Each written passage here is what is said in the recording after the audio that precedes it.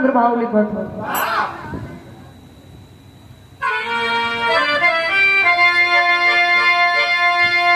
भूमि भूपिति विभूषिति हुए शोर से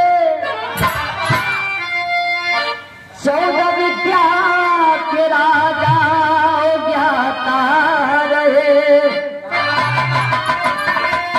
रुद्र हीरो का रूप धारण किया,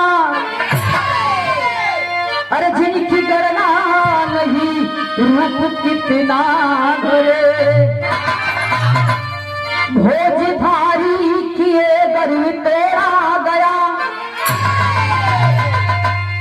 अरे मैं हुई मैंने मैं तो मयंकिती करे। नगरी धरा परी बताया गया, महेंद्री कलम हरी की ज्योति जले।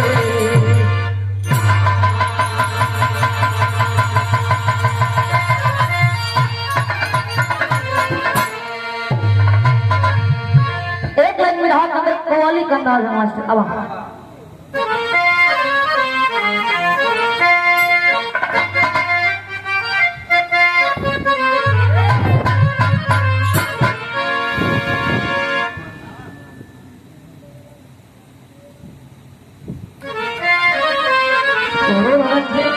बजा दो धोनी जाने गीत बजाना हुआ कपन ने सुना।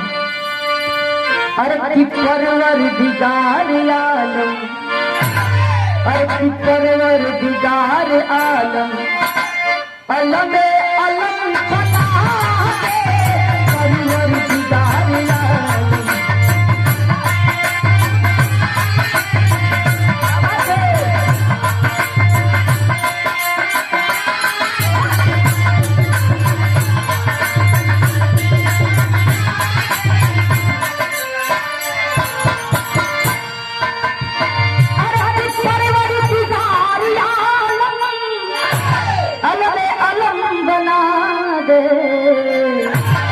अरे मुझ पे करो इनायती, अरे मुझ पे करो इनायती, तकदीर पे सजाए मुझ पे करो इनायती।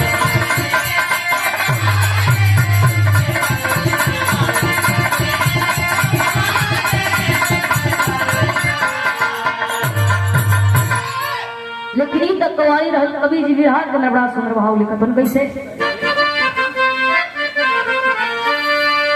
अरे तू राजा थे भोज ज्ञानी, अरे तू राजा थे भोज ज्ञानी, गरिमा महान राजा थे भोज ज्ञानी।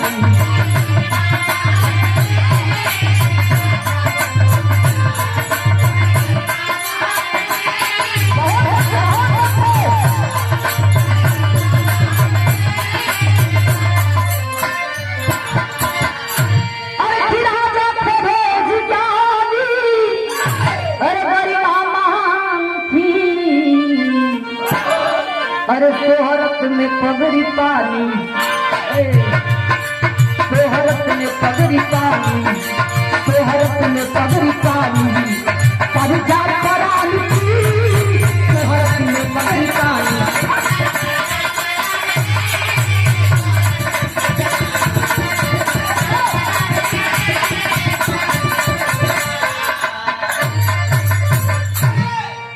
एक जैसे हमारे कहानी की शुरुआत हो गई। कहानी एक बात कैसे आप लोगों की विराम में सुने के मिले।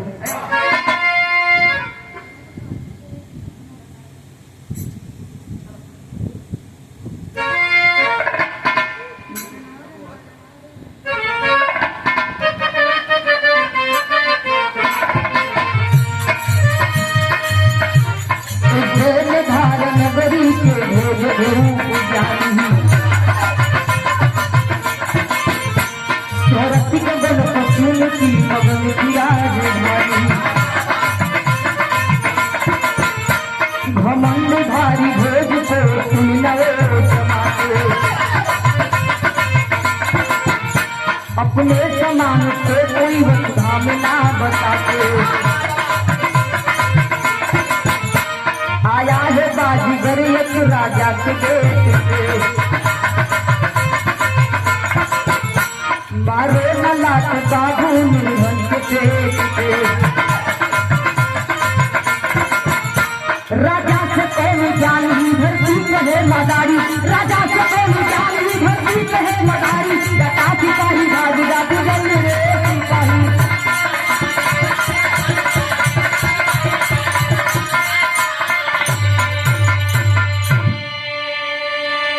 अच्छा भैया बिरहा पर गौर करे जा। उज्जैन धारा नगरी का रहे वाला एक थे राजा भोज रहो, जौन की उनके 14 विद्या के जानकारी रहो। एक दिन खनात रहो और राजा के दरवाजे पर दूध है मडारी देखा वाला भैया पहुंच गई लो। लेकिन जानत हुआ भैया जे ज्यादा बड़ घर का रहला, राजा महाराजा रहला, दूध है पहरेदार दुआरी पर जरूर लगल रहला भाला वाला लेके। मदारी वाला भैया दोनों पहुंचल, जाके हाथ जोड़ के विनती करे लगलन कि उनके राजा साहब से मिले के बाद ये हमन का रोजी रोटी बा, ये हमन का अपन काम धाम करके अपन पेट पालन पोषण करे लगा। कुछ विद्या भी बताई, कुछ कला भी दिखाई। जब दोनों पहरेदार इतनी बात सुनल भैया कले राजा से बढ़ के कौन कला तू देखा? 14 विद्या के जानकार हो रे राजा साहब के, तू मदारी का जात हो के कौन तू कला देखा जात हुआ? ए बाबू हथवा जोड़ के दोनों मदारी वाला कला की सुने रही है। राजा बड़ा दानी हो, केहू भी दरवाजे पड़ावल उनके कबू खाली हाथ केहू के भेजल ना।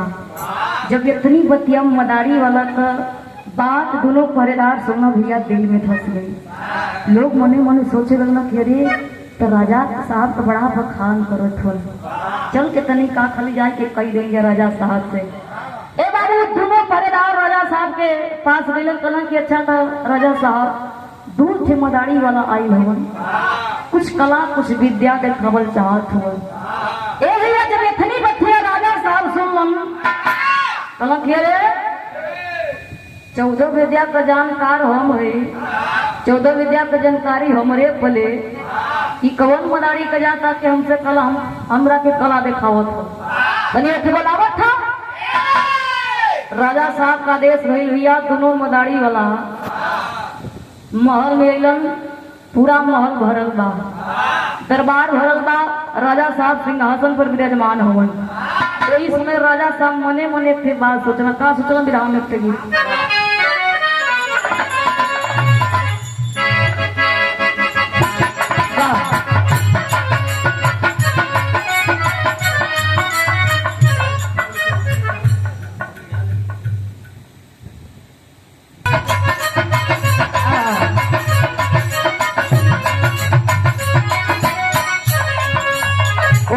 कोनो लड़का से बड़ा प्यार करे, लड़की का शादी हो गई बा, अपना ससुराल में चल गई बा।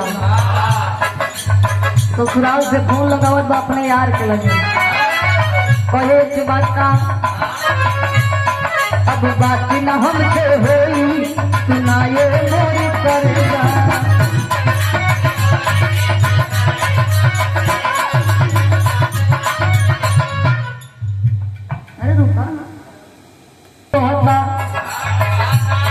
अब बात न हमसे होई, सुनाए मोरे करेगा।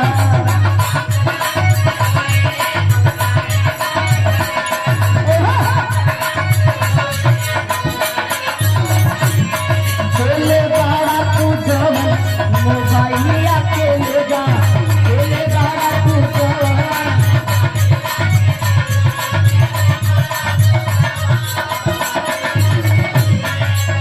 याद कर जहिया कुआर रहलू, याद कर जहिया कुआर रहलू, जवा से पहिले हमार रहलू।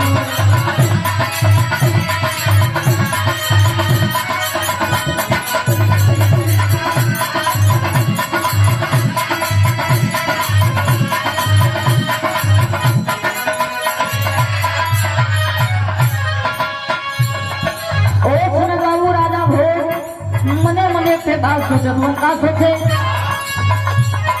राजा ज्ञानी राजा ज्ञानी कितना पानी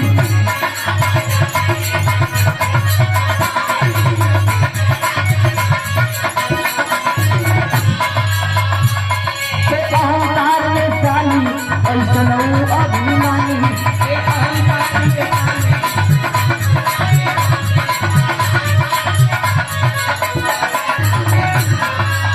जादूगर खेला दरबार कैले जादूगर खेला दरबार कैले धागा के ऊपर उपकार फेंकले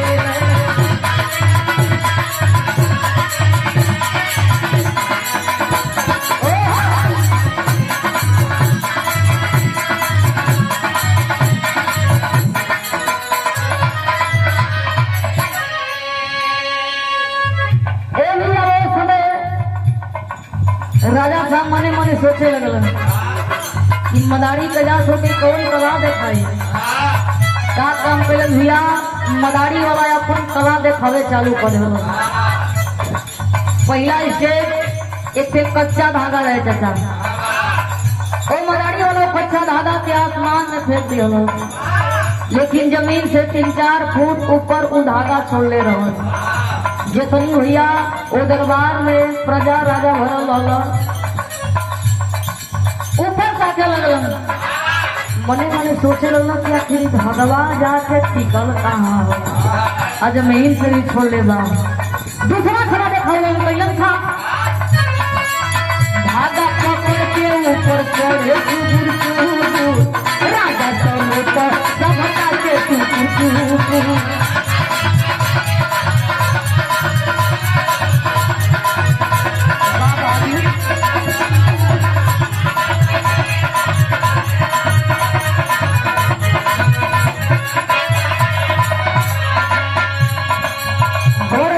राजा के यार गिरले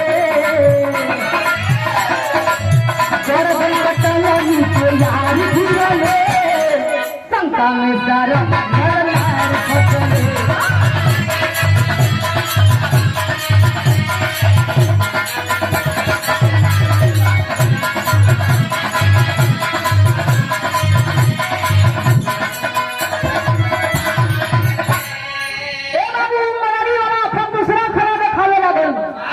लेकिन ओकरा पहले मदारी वाला के साथ उनकर पत्नी भी पत्नी का नाम बताओ मेरी सत्यवती मदारी वाला कला के चल राजा साहब हमारे पत्नी के हम अपने पत्नी के तोहके सौंप के जात है अगर हम आई तो मेरे पत्नी के वापस दे दे मदारी वाला का काम कर भैया कि जो कच्चा धागा आसमान पर फेंकले रहा चाचा वो धागा के पकड़ के लगलो ऊपर चढ़ अब जितनी नीचे राज दरबारी हम भैया ऊपर ताकत हो कि मदरिया वाला सरवा जात कहाँ हो ये सनक पाता धागा पर ए बाबू मदारी वाला ऊपर चढ़ गई जबले सबके लोकन भैया तबले लोग ऊपर तकला सो करे बाद मदारी वाला गायब हो गई अंतर ध्यान हो गई समय बीते लगल बाबू कुछ छोड़ बीतल तब तक मदरिया वाला का मुड़िया कट के भैया गिर गई भैया मुड़िया गिरी तो शरीरिया भैया गिरबे करी लोग देखल भैया मने मने सोचे लगा कि अरे बाप रे बाप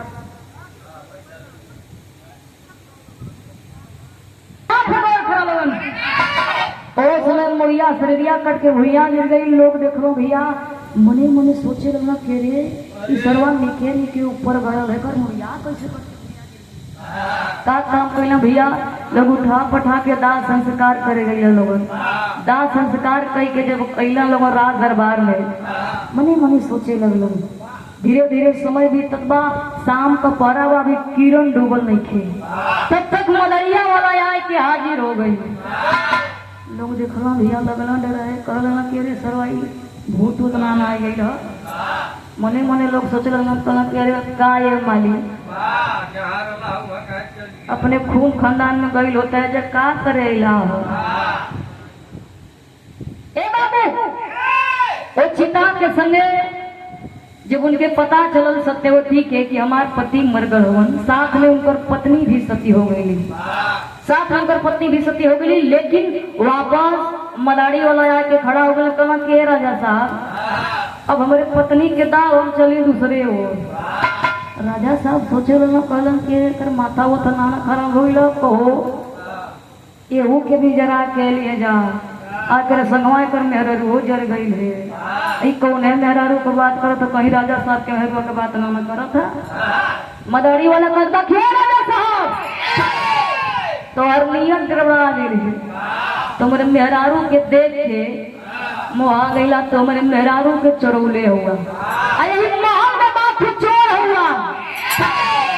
राजा साहब कहला कि अच्छा अगर तुम्हार मेहरारू ये महल के अंदर मिल जाई, अगर तुम्हार मेहरारू ये महल के अंदर रही तो कहीं आधा राजपाट तोहरे नावे लिख दे। एक समय राजा साहब से बात कला का बिरा में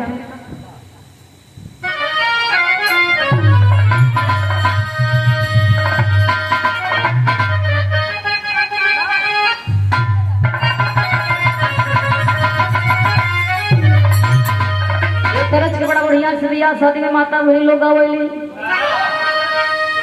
अरे कि नथिया ले ला समधी पिया में मुनि के, अरे कि नथिया ले ला समधी पिया में मुनि के,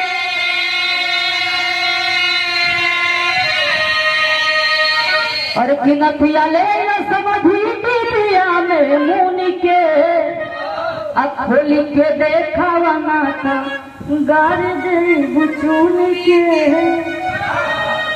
लेकिन वो सब भैया मदारी वाला थे बात कर का कहे, अरे कि बोला है मदारी तू बड़ा दूरा चारी हो,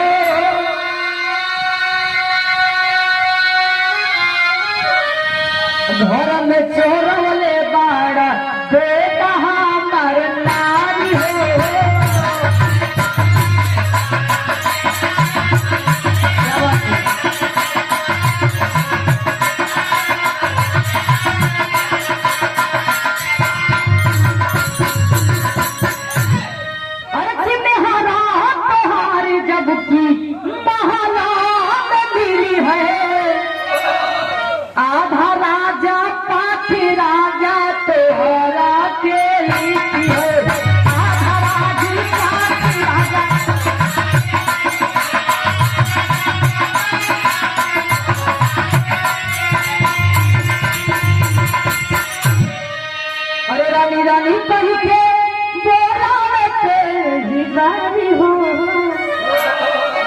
महल से निहरिया के धैया कवारी हो।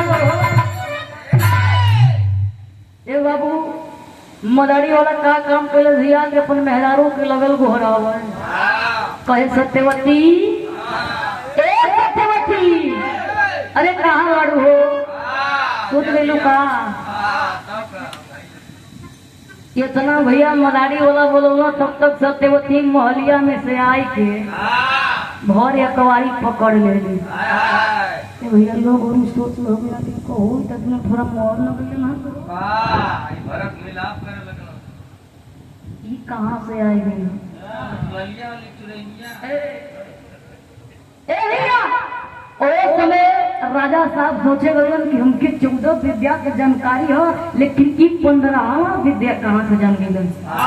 राजा साहब मदारी वाला के तने सब बगल में साइड में लेके कहला के अच्छा ये बतावा हमके तो 14 विद्या के जानकारी लेकिन तू 15वां विद्या सिखला कहां से।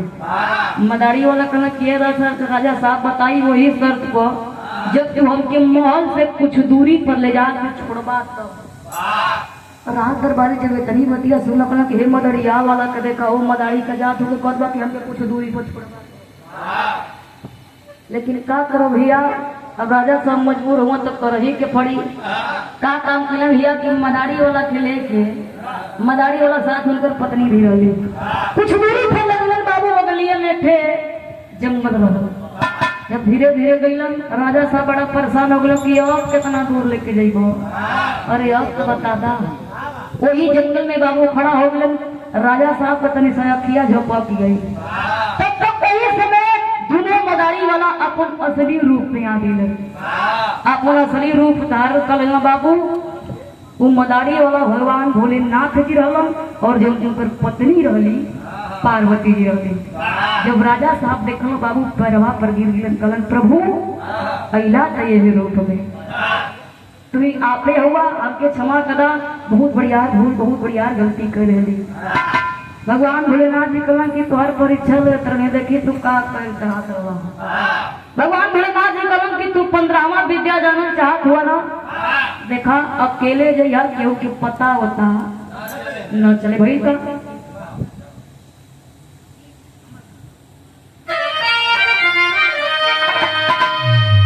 तरस बढ़िया विराह में फरज बा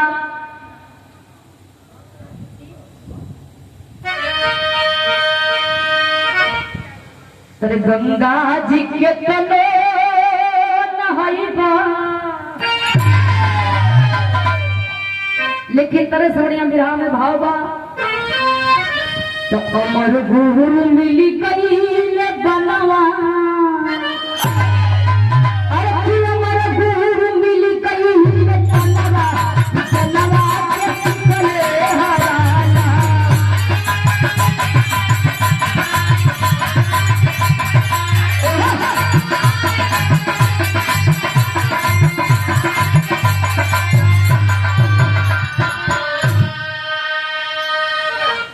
बाबू भगवान भोलेनाथ जी कहलन कि अमर गुरु के पास चल जा तो के 15वां विद्या सिखा दे। ए बाबू मदारी वाला ए बाबू राजा साहब अपने राज दरबार में अइलन वही समय घोड़ा पर सवार होके साथ में मंत्री के भी ले लेला लेकिन जाए से पहले अपने पत्नी से वादा कर ले रहलन। उनकर पत्नी के नाम सत्यवती रहल।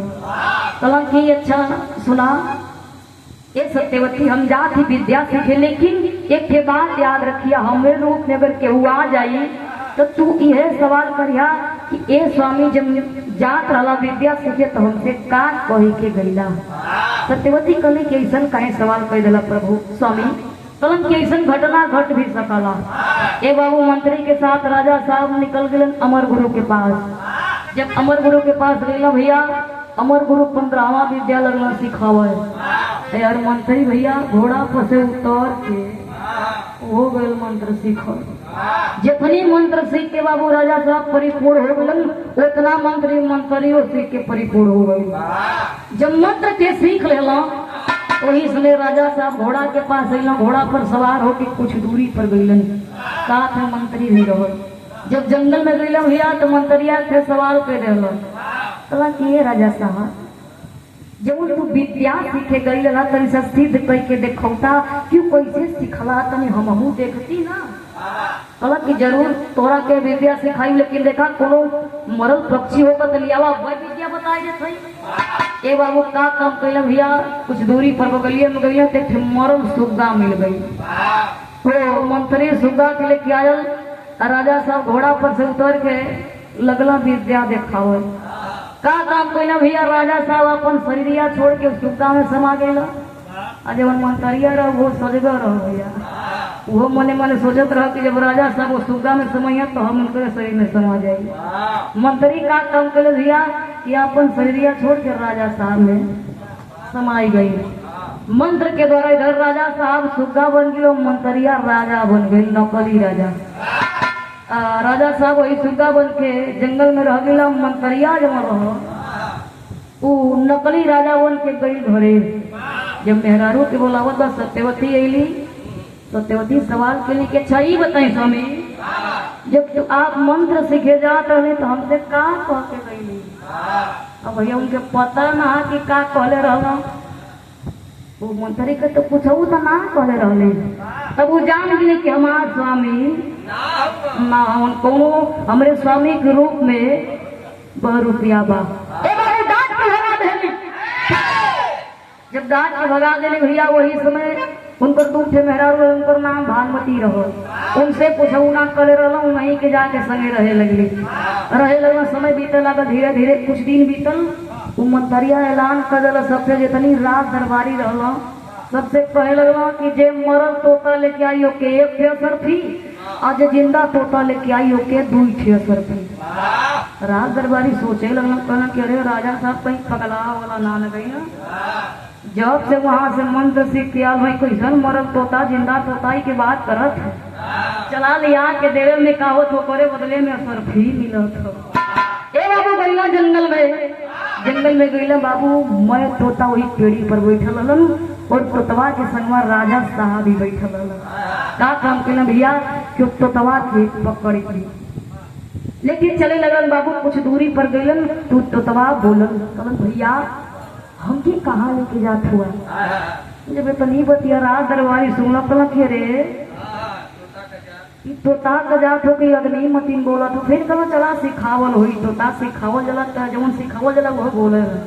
फिर कुछ दूरी पर गईलन कहलन कि भैया एकरे बदले में कुछ पैबा लोगन कहाँ लेके जात हुआ। रात दरबारी कहलन कि हमन को लेके जात है यार राजा साहब के दरवाजे पर। अगर तोके लेके जाइए तो ओकरे बदले में हमके 2 ठे सरफी मिली।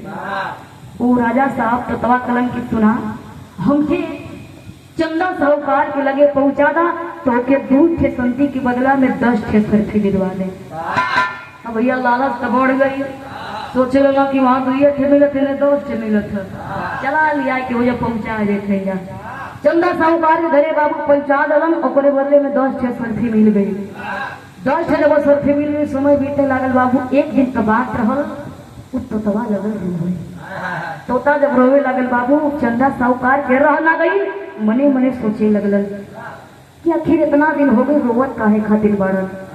राजा साहब अपन सारी कहानी बता दिलन ओ जंगल वाले। कहे लगलन कि हमरे पत्नी के पास पहुंचा दा हम राजा भोज है। समय चंदा साहूकार बाबू झोली में भर के वो तोता के सत्यवती के पास लेके गईलन। जब वो घरे गईलन बाबू सत्यवती के आवाज दिलन। सत्यवती जब बोली तो राजा साहब बोल दिलन। सत्यवती पहचान गई कि हमार स्वामी हो। बाबू सत्यवती बुला के घर में पानी दाना करौली।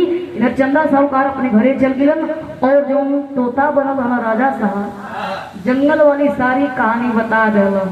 कहा कि हमारे संग ऐसा ऐसा घटना घटल है। वो मंतरिया के कक्ष में बोलावा कह दिया कि तोके बड़ा चिन्हे में देर हो गई तो ये हमारे स्वामी रहा हम तोके जान ना पाऊंगे। बाबू कैलन का फिर हमें आला करो।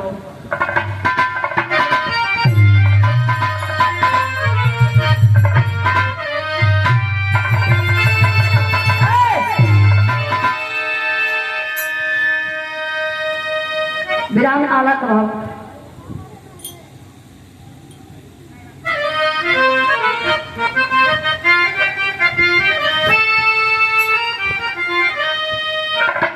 रानी का बात सुन के अरे हसन सुना छलिया बाबू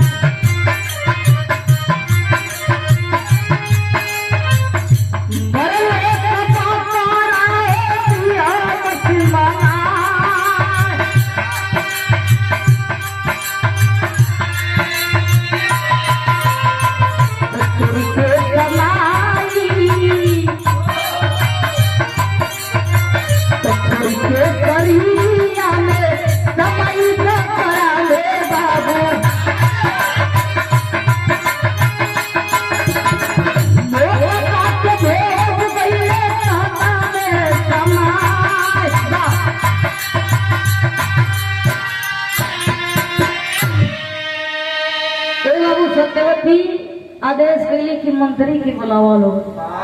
जब मंत्री इतनी बतिया सुनल कि सत्यवती बुलावो थे मने मने लड्डू फूटे लगल भैया। बड़ा खुश हो कि अब तो एक मेहरारू ने अब डबल हो गई।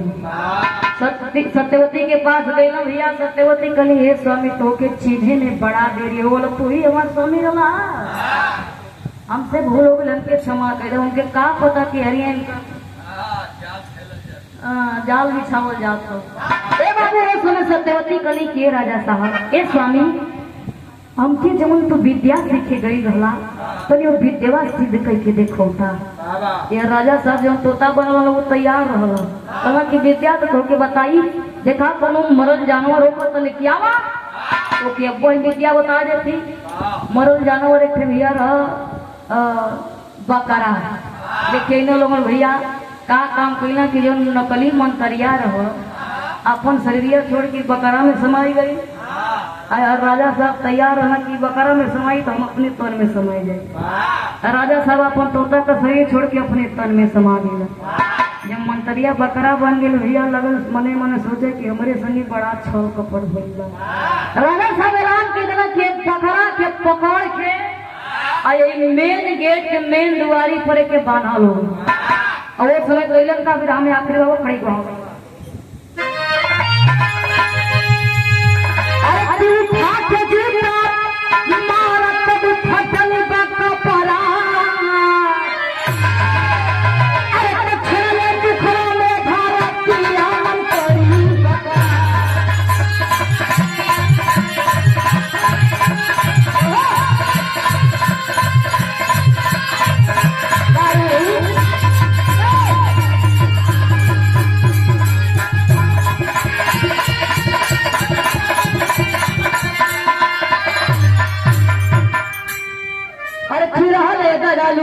मुख्यमंत्री थाना लाया। अरे किया ना सुपर था कुकर मुकावा ना आया। अरे मेन गेट पर कायम ना आज होकर मकबरा तो छोड़े दुखवा में धरतिया मन करी बकरा। ये भैया राजा साहब ऐलान कर दिला कि जे महल के अंदर प्रवेश करी वो बकरा के पहले 5 जूता मार के ली। ओकरा बाद जब महल से बाहर आई फिर भी बकरा के 5 जूता मार के जाई। एक थी भैया यार बड़ा गुस्सा ही रहा। अब जूतो आई भाई पहने रहना और नहीं रहना। ये था काम पहले मुने मुने लगा सोचा कि सर्वा मतली मंतरिया यह सर्वतोता मनवावत रहा। राजा साहब जी कितनी परेशान कैलस का काम कैला भैया कि जवन जूता निकाल के बकरा के कपारे पर मरल वह बकरा रहा। ए भैया वो आदमी जूता निकाल के वो बकरा के मरना भैया। बकरा रामदास चियार के बतावा भैया। अब बकरा के जान जाता है कठोर लगल हो सब दांत वहीं के जमाई देखे तू हंसा ना। वो बकरा दुनिया के छोड़ के चल गई। लेकिन राजा साहब इतनी दानी रहे इतनी दयालु रहे कि बकरा के कुछ कैला ना मंत्री के साथे कुछ कैला ना जे फिर सजा देवे के राज दरबारी खोजे सजा दे देलन। लेकिन राजा साहब एक काम कैलन आज भी प्रसिद्ध बा उज्जैन धाराम नगरी राजस्थान में। बकरा का मकबरा बनवले हमार राजा साहब। लोग हो जाला भैया जिंदा बकरा के नाम पावला तो मूर्तिया के 5 मिनट मार के चल जावला। ई बकरा कैसन आज भी कायम बा। लोग जाला बकरा के नाम पावला जिंदा तो मोल का बकरा के मार के चल जावला। बाहर बकरा ऐसन करो कैले भैया जीते पर तो मरइबो करो मोले हूं पर लोग ना छोड़ आखिरी भाव।